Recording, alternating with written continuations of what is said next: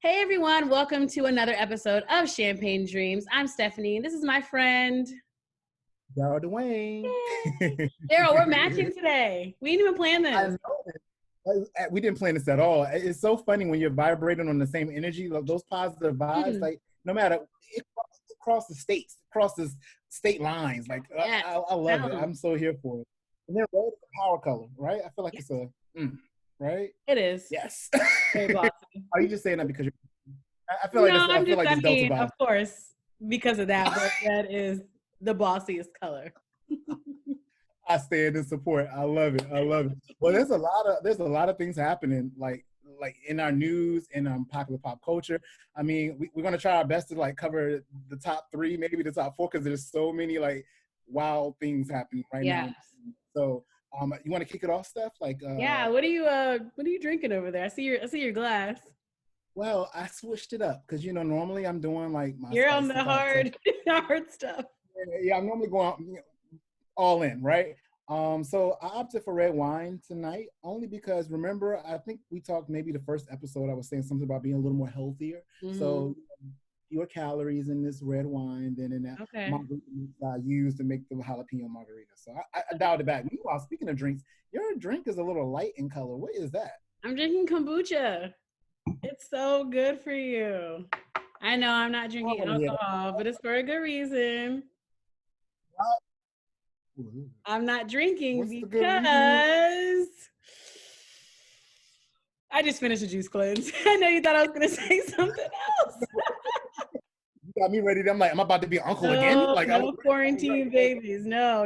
I did a juice cleanse this week, and like, I'm trying not to do like alcohol and all that stuff. So just trying to be mindfulness. I think wasn't that one of your words? Yes. Being mindful. I like that. So being mindful of your health. Cheers to that. Let's cheers to that. Cheers. You can let that kombucha age a little bit longer right here, and it turns into. Well, I mean, it's fermented, so it has a little bit of alcohol in it. Well, look, okay, speaking of mindfulness, so I texted Darryl the other day. I was like, oh my gosh, Darryl, I had the craziest dream about you. Darryl was in my dream, and he was like, yo, these quarantine dreams are something else. So, Darryl, didn't you read an article about like people having crazy dreams during the quarantine?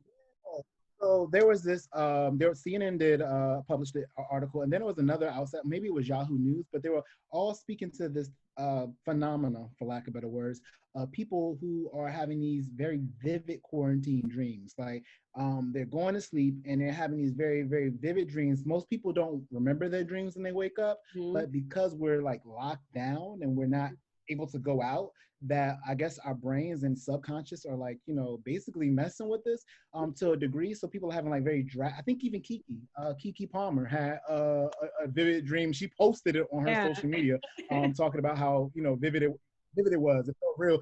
And a lot of elements of the past. So things from the past also being brought. What was, I think you might want to tell them a little bit about what your dream was. Your dream kind of long story short, in the dream, me and Darryl were at a J-Lo concert. Apparently we were like backstage VIP, and there was a tiger back there, and like, but it was on a leash. And then Darryl, like this girl came up to Darryl, started flirting with him. They started making out, and then the tiger started looking at me and like licking my ankles or something. And then it started like almost trying to attack me. So I ran away, and Darryl's like laid out on this table with some girl. And then I woke up. I was like, what in the world?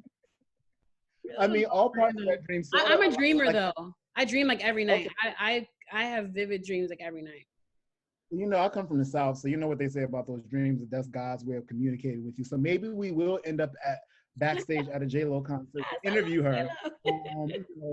But that other part of the dream with the tiger, that tiger part might work, but I don't think with the Packers. And the random chick part, like, I mean, I am a Scorpio, so that's not too far from the truth, but that might have been in our heyday, like but not now. Like, that was me like 7 years ago, 8 years ago, maybe 2. But yeah. So maybe that's God saying what's to come. I don't know. Yeah. But J-Lo, you hear this? We're ready for the invite. Yeah, we're ready. All right. So on social media, it's been crazy. Lil Boosie apparently went on Instagram Live and said he used to hire grown women to perform sexual acts on his 12-year-old son, like, or sons, whatever you want to call it. Yeah. But not only that, like he said this on live, and these are grown women, so what were they thinking? And why he wouldn't do that for his daughters. So everybody's like, yo, where's CPS at? Like, he needs to be locked up. Like, I can't believe he said that publicly. I mean, I know stuff like this has been going on for years, like, especially in the Black community. But let's talk about this, Darryl. What are your thoughts? I'm low-key, I'm baffled. Like, I'm sitting here like, what's wrong with this man? Like why would you do, like, you're right, you wouldn't do this for your daughter as an adult. You wouldn't dare like drag your daughter into a space where you would have grown men have their way gang banged, really. Right, exactly. And so why do you think it's okay for your son? Like, I grew up in a household where my parents were very much where what's good for the goose is good for the gander, right? So what I learned to do, my sister learned to do. What my sister learned to do, I learned to do, because my mom felt balance was needed. You needed to be able to, have both genders of your children feel like, there's no special set of rules for you simply because you were born a guy or a girl. But back to the child endangerment situation. Like, let's just talk more like that's crazy to me. Like, I mean, and whatever mess he has going on with himself, like, this isn't the first time Boosie's been brought his sexual insecurities to the forefront, right? Mm-hmm. So you have the whole situation with Dwayne Wade, right? And he spoke on a situation that, first of all, didn't need his comment. Nobody needed to hear from him. And then secondly, he could have done without it. Secondly, let's be clear, why are you so concerned? So that tells me that whatever you're dealing with is something you haven't came to terms or peace with. And then now we fast forward to this moment where you're subjecting your son to prostitutes. That speaks more about you and your insecurities, and whatever you are trying to mask or trying to keep. It's crazy. Like, there's no healthy adult grown man that's going to do that to their son.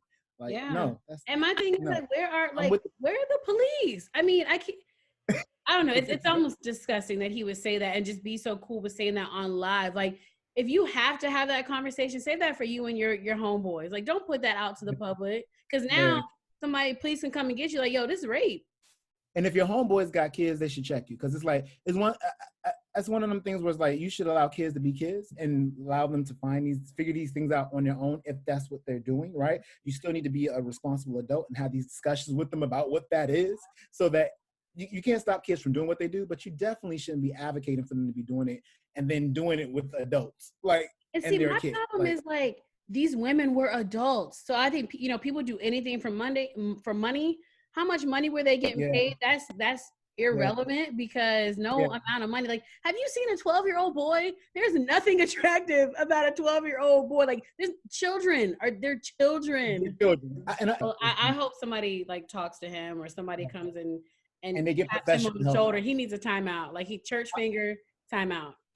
Church hand, and I need God. Like, just grab him from, take your hand down from heaven and like yoke him all the way to the right. Like, crazy. Right. Well, let's talk about something a little more legal, I guess. So, okay, remember that on that first episode you were talking about OnlyFans, right? Yeah. I do. Safari and Erica Mena, reality stars. Safari is Nicki Minaj's. Yeah, I know exactly what you're talking about. I'm talking for the viewers if they don't know. And they have an OnlyFans account, but like, they have separate accounts. And so one of the rappers, I guess Kaya, she was going in on them about like why they would even have an account. And they posted like how much they made. Yo, in the first week after taxes, Safari had made like maybe $104,000. And then Erica, after her, she made like maybe 70 or 80,000. I'm like, yo, they're making bank on the first week. Well, I mean, but look they're two very attractive people. Like, they're married. Okay, they're married. And they're married. Like, I mean, and what goes on in your marriage, how you choose your marriage. I mean, that's true. It's how you rock out with it. But on the other side of that, like, I mean, it's Erica Mena. She's been a video vixen for years. Let's be clear, and she's super attractive. So I know, just being a warm-blooded male, I can see the lure, right? Yeah, and then Safari dropped those photos, and everybody's still buzzing about those photos. So, those photos, I get it. Two attractive people. I get it. Two attractive people. Like, I just think, I think what no, go ahead. I'm an artist, so it sounds crazy. I'm an artist, so I'm very much like what two condoning adults do.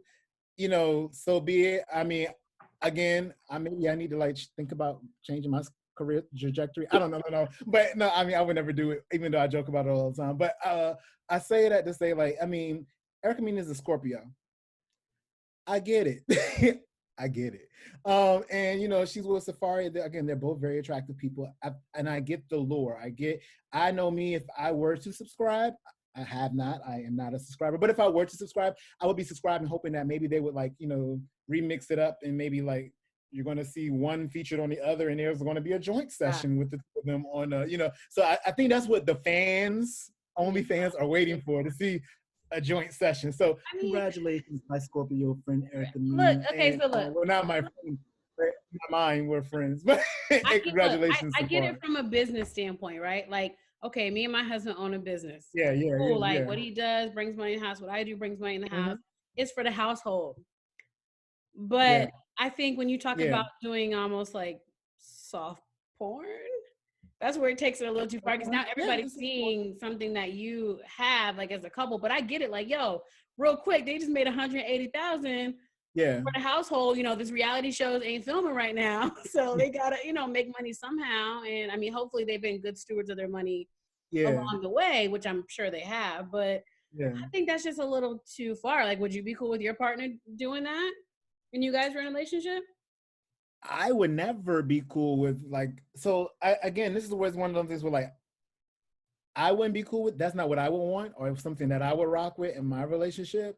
However, if that's what another couple chooses to do, now, I mean, I'm always operating in wisdom. I'm always like long term, right? So I'm always looking at the end. And I believe this. What you share with the public, if you share too much to the public, then you open your relationship up to be dissected by the public, and you open your relationship up to, in my opinion, fail, because you're inviting all of these opinions into a situation that could have remained private, that you can work through or work on by yourself. Right. So I'm very big on me and mine's being very private and intimate. Whenever I do meet that significant somebody. I'm just saying, I feel you. But on the same page, you got to let them live their life. So fair, I wouldn't do it, but I might subscribe. As the world turns, we'll see where this goes.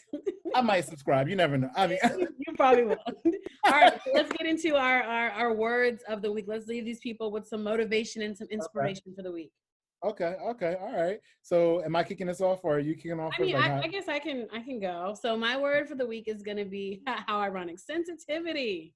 Oh. I think it's really important, especially during these times, to be sensitive to people. Like, somebody, might pop off on you, but it's not you. It's just they might be going through something. I think this is a really good time to reconnect with people and check on people, and just be really understanding of people's situations in this crazy time that we're in. And then also being sensitive to yourself, sensitive to your own needs. If you're not feeling something one day, it's okay. Take care of yourself. So sensitivity is my word that I'm practicing this week. I'm here for it. It's ironic that our words always low-key piggyback off of each other. You would think we plan this, but we really do not. So, I'm going to go with wisdom. So, in sensitivity, I think in wisdom sort of, again, our two words go hand in hand. Yeah. I feel like not enough people operate in wisdom. And I feel like when you're operating in wisdom, you're thinking picture. Well, see, exactly. He was, again, thinking in the moment. And I think we're in a culture or a climate right now where everybody's functioning in the moment. And I think when we look back at this moment in our history, we're going to just really have to acknowledge how selfish we were, and how we basically messed up things for those in the future. I really pray that our future legacies that we leave behind are able to recover and bounce back despite the mess we're dumping on them in this moment, right? So being sensitive, and again, using wisdom and operating in those two things, I think they complement one another. So I'm just gonna snap for that, and cheers to that. You got to cheers to that. My kombucha is empty. I guess it's good, man. I've never had any kombucha before, but I'm gonna have to maybe test it out. Next episode. Next episode. Thank you guys so much for watching this episode of Champagne Dreams. Make sure you follow us on social media. We'll see you next time. Bye. Next time.